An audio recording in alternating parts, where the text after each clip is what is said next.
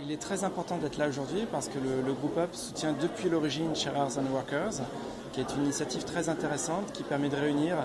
des acteurs de différents mondes, qui sont du monde syndical, du monde de la recherche, du monde de l'économie collaborative et qui ensemble participent à construire des solutions innovantes dans le domaine de l'économie numérique et donc des solutions qui peuvent être apportées notamment à travers du dialogue social. C'est important parce qu'il y a nécessité, avec l'ampleur des transformations qui sont liées au monde des plateformes, et on le voit, à mettre la question du travail au cœur de la discussion et à mettre ensemble des acteurs qui justement en fait font cette économie-là pour comprendre que les points de dissension ne sont pas forcément aussi importants qu'on le croit. C'est un moment super intéressant parce qu'on rencontre plein de gens, que ce soit du monde associatif ou syndical. Enfin surtout moi c'est cette partie-là qui m'intéresse, donc de pouvoir partager avec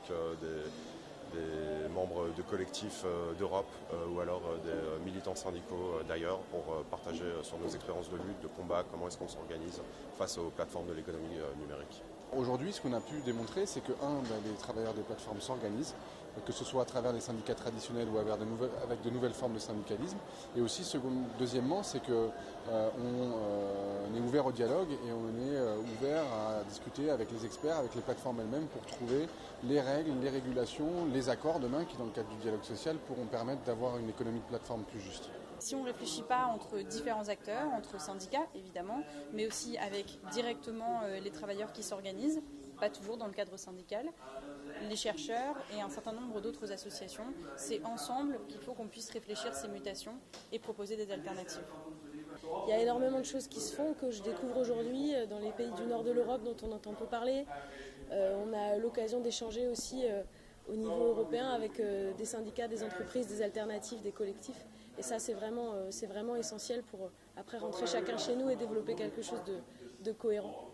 Parce qu'aujourd'hui, on se rend compte qu'on a une régression au nom de la modernité. On va vers un retour en arrière et ce retour en arrière doit être combattu. On revient au temps des charbonnages, où on cueille des gens et où il faut effectivement, à un moment donné, reprendre en charge qu'on n'est plus au temps où on montre un carnet pour savoir si je peux travailler ou pas travailler. Il y a des droits et je ne veux pas de retour en arrière, ni mon organisation. C'était important d'être ici aujourd'hui, déjà pour rencontrer les autres acteurs, pour rencontrer les syndicats des différents pays, de voir les collectifs de livreurs en lutte, puisqu'il y en avait plusieurs qui étaient présents aujourd'hui,